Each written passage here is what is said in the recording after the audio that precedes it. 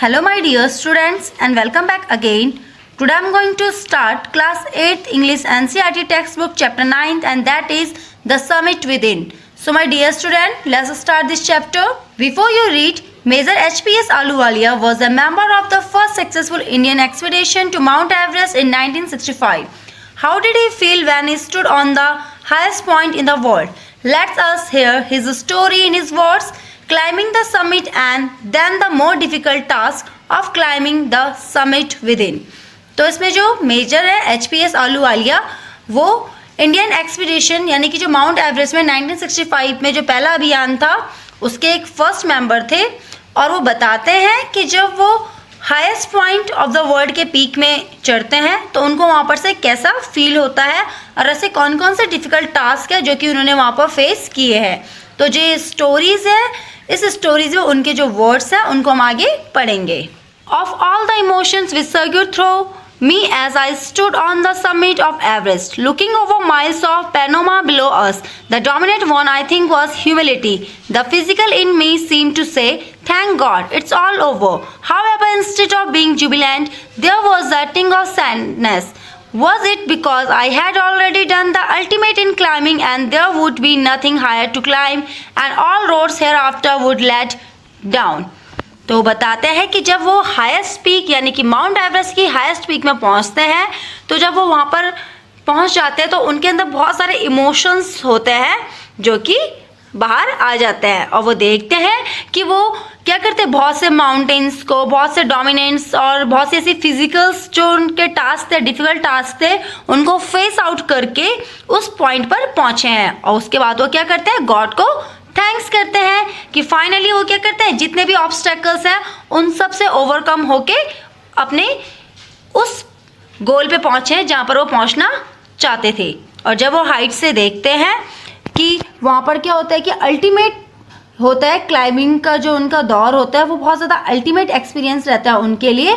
और वो देखते हैं जब वो हाई टू हाई क्लाइंब करते रहते हैं फिर वो देखते हैं कि नीचे जब वो देखते हैं कि बहुत सी रोड्स, बहुत से माउंटेन्स, बहुत सी छोटी छोटी वैलियास वो क्या है छूट चुकी हैं.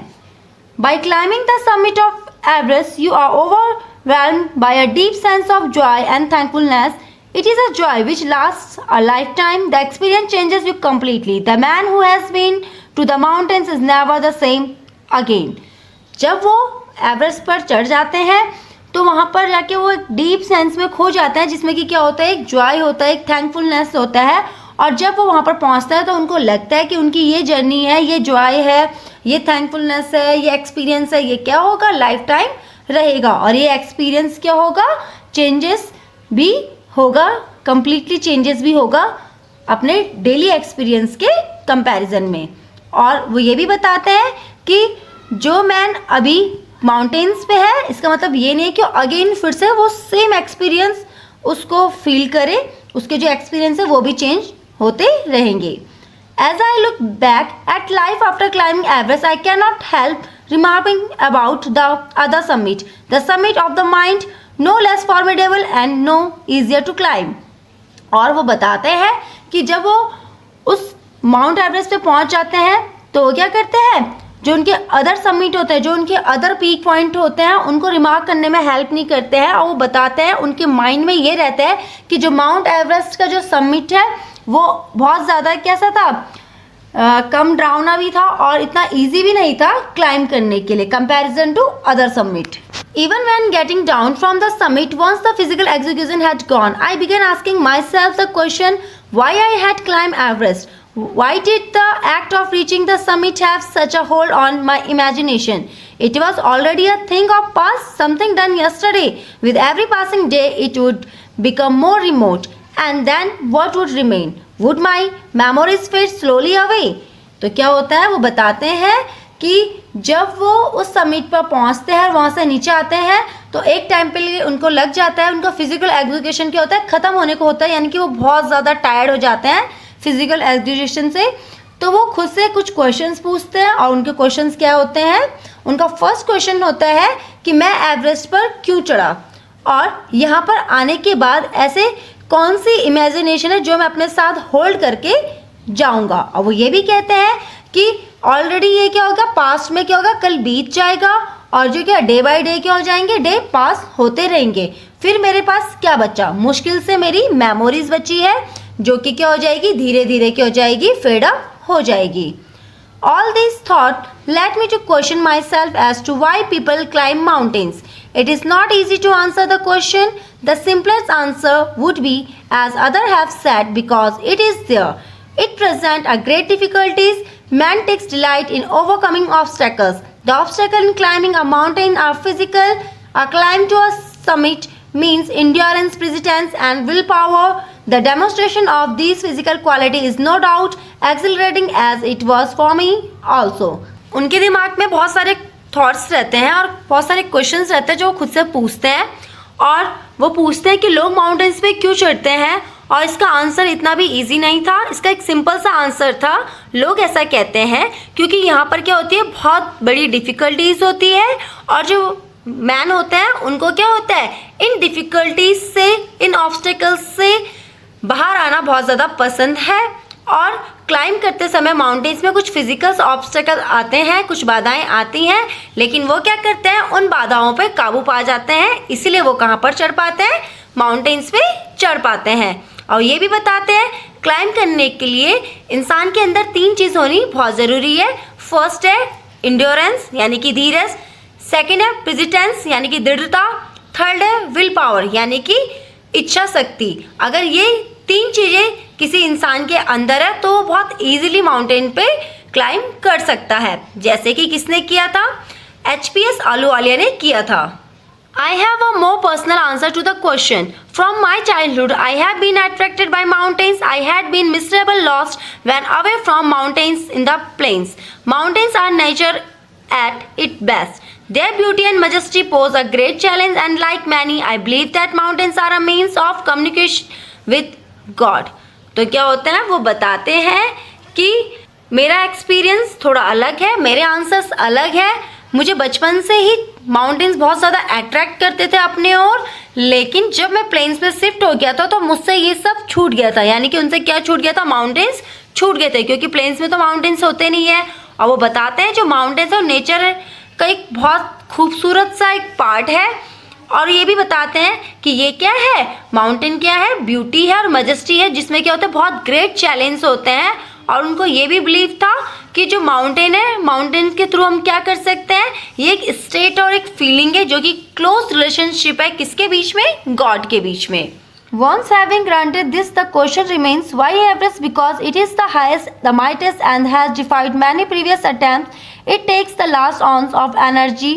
It is brutal struggle with rocks and ice. Once taken up, it cannot be given up half away, even when one's life at stake.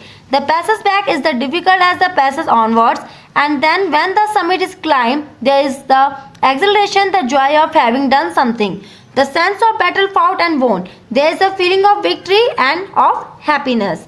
तो एक क्वेश्चन फिर भी बच जाता है कि क्लाइंब करने के लिए उन्होंने एवरेस्ट ही क्यों चूज़ किया, क्योंकि जो एवरेस्ट है वो हाईएस्ट है, माइटेस्ट है, और उसमें बहुत सारे प्रीवियस अटैम्प्ट्स है किस चीज़ के लिए, क्लाइंब करने के लिए। और इसमें ज़रूरत पड़ती है वंस ऑफ वन एनर्जी की, और इसमें बहुत ज़्यादा स्ट्रगल है, और स्ट्रगल किसके बीच में करना पड़ता है, रॉक्स और आइस के बीच में। और वो बताते हैं कि एक बार यहाँ पर जब इंसान स्टार्ट कर देता है चलना तो वो गिव अप नहीं कर सकता है, हाँ आधे रास्ते में वो गिव अप नहीं कर सकता है। इसमें क्या होता है, जो पैसेज होता है वो बहुत ज़्यादा डिफिकल्ट होता है, बैक फुट लेना। और वो ये भी बताते हैं कि जब इस पर सबमिट हो जाता है, एवरेस्ट में जब चढ़ जाते हैं, उसके बाद जो जॉयफुल होता है, जो हैप्पीनेस होती है, वो बहुत ज़्यादा डिफरेंस होती है, और ऐसा लगता है कि उन्होंने कोई विक्ट्री क्या की है, वॉन कर दी है। और यहाँ पर जो फीलिंग्स होती है विक्ट्री की, वो बहुत ज़्यादा डिफरेंट होती है, बहुत जॉयफुल होती है। ऐसा कौन बताते हैं, ऐसा HPS अहलूवालिया बताते हैं। Glimpsing a peak in a distance, I get transported to another world. I experience a change within myself. तो बताते हैं पीक के डिस्टेंस के ऊपर चढ़ना और वर्ल्ड के एक वर्ल्ड से दूसरे ओर जाना, ये क्या होगा, एक अनदर एक्सपीरियंस होगा मेरे हिसाब से। Which can only be called mystical by its beauty, aloofness, might, ruggedness, and the difficulties encountered on the way the peak draw me to it. As Everest did, it is a challenge that is difficult to resist. और वो बताते हैं कि यहाँ की जो beauty है बहुत ज़्यादा ब्यूटीफुल है, लेकिन यहाँ पर जब क्लाइंब करते हैं तो बहुत ज़्यादा डिफ़िकल्टीज़ भी आती है, बहुत ज़्यादा रगनेस भी आती है, जिसके थ्रू क्या है कि पीक पे चढ़ना बहुत ज़्यादा टफ हो जाता है और ये क्या जाता है, एक चैलेंज बन जाता है जिसमें कि क्या होती है, बहुत सारी डिफ़िकल्टीज़ को फेस करना होता है। Looking back I find that I have not yet fully explain why I climb Everest. It is like answering a question, why you breathe, why do you help your neighbor, why do you want to do good acts. There is no final answer possible. और वो बताते हैं कि जब वो पीछे की ओर मुड़ के देखते हैं तभी भी वो अपने क्वेश्चंस का फुली आंसर एक्सप्लेन नहीं कर पाते हैं, क्योंकि उनके लिए इसका आंसर देना इस तरह से है कि हम सांस क्यों लेते हैं, हम क्यों अपने पड़ोसियों की मदद करते हैं, हम क्यों अच्छे काम करते हैं, और इसका कोई फाइनल आंसर भी पॉसिबल नहीं था. And then there is the fact that Everest is not just a physical climb. The man who has been to mountain top becomes conscious in a special manner of his own smallness in this large universe.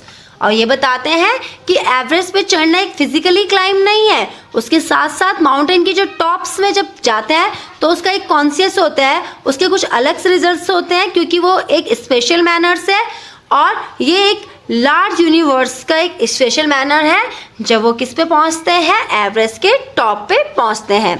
The physical conquest of mountain is only one part of the achievement. There is more to it than that. It is followed by a sense of fulfillment.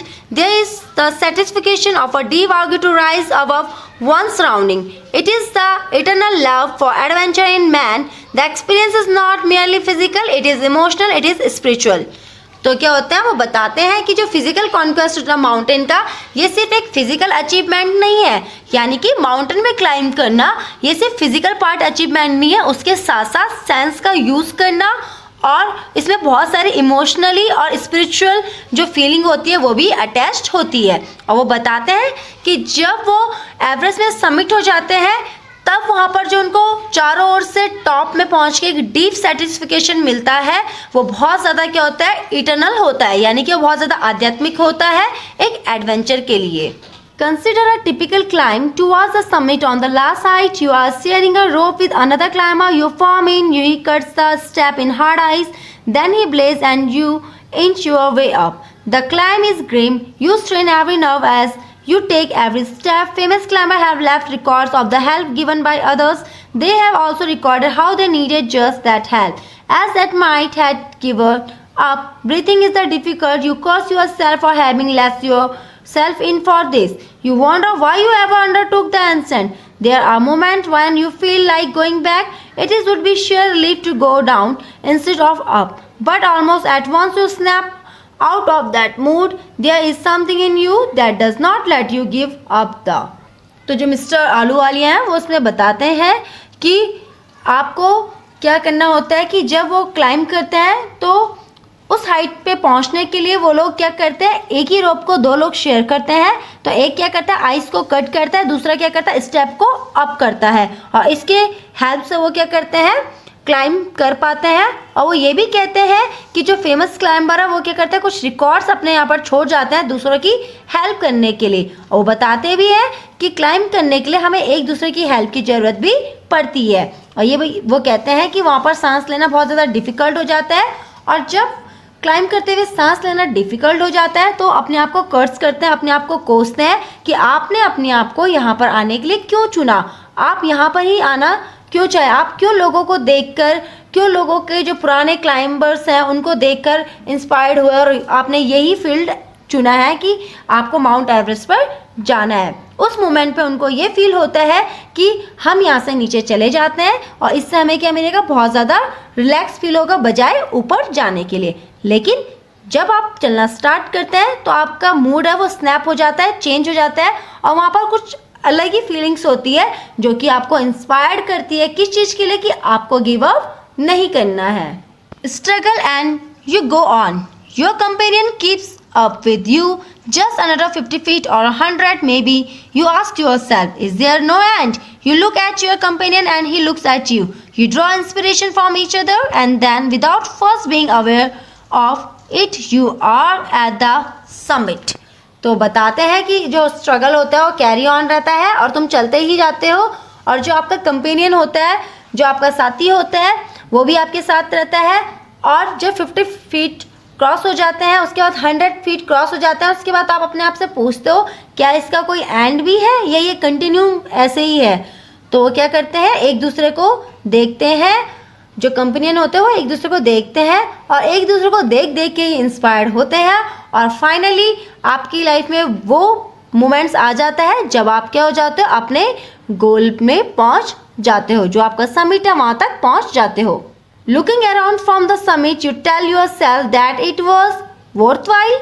Other silvery peaks appear through the clouds. If you are lucky, the sun may be on them. The surrounding peak look like a jeweled necklace around the neck of your summit. Below you see vast valley sloping into the distance. It is an ennobling, enriching experience to just look down from the summit of a mountain. You bow down and make your obeisance to whichever God you worship. तो क्या होता है, वो बताते हैं कि जैसे ही वो पीक पॉइंट पर पहुंच जाते हैं, अपने समिट तक पहुंच जाते हैं और वो जब चारों ओर देखते हैं कि जो सिल्वर पीक्स है वहाँ पर है और आप लकी हो अगर वहाँ पर सन है तो आप बहुत ज़्यादा लकी हो। वो देखते हैं उस पीक से चारों ओर की जो पीक्स होती हैं वो ऐसी लगती है जैसे कि क्या हो, नेक पे क्या हो, नेकलेस ज्वेल्ड हो। और वो देखते हैं नीचे की ओर तो वहाँ पर वास्ट वैली रहती है जो कि अलग अलग डिस्टेंस पे रहती है और वहाँ पर जाके उनका जो एक्सपीरियंस रहता है बहुत ज़्यादा इनरिचिंग होता है, बहुत ज़्यादा हर्षित होता है, बहुत ज़्यादा खुशी से होता है। और जब वो नीचे की ओर देखते हैं तो वो अपने उस गॉड को याद करते हैं जिनकी वो हमेशा पूजा करते हैं। I left on Everest a picture of Guru Nanak, Rawat left a picture of goddess Durga, Phu Dorji left a relic of the Buddha, Edmund Hillary had buried a cross under crane in the snow. These are not symbol of conquest but of reverence. तो बताते हैं कि जब वो अपने peak पर पहुंच जाते हैं तो वो क्या करते हैं, वहाँ पर कुछ चीज़ें छोड़ देते हैं। तो जो मिस्टर आलूवालिया रहते हैं वो गुरु नानक की जो पिक्चर्स हैं वहाँ पर छोड़ देते हैं और जो रावत होते हैं वो गॉडेस दुर्गा की और जो पूर दोरजी होते हैं वो बुद्धा की और जो एडमंड हिलेरी होते हैं वो क्या करते हैं, स्नो में क्रॉस का जो साइन होता है, क्रॉस होता है, उसको क्या कर देते हैं, बरीड कर देते हैं। ये एक सिंबल नहीं था लेकिन एक मेमोरीज थी। The experience having climb to the summit changes you completely.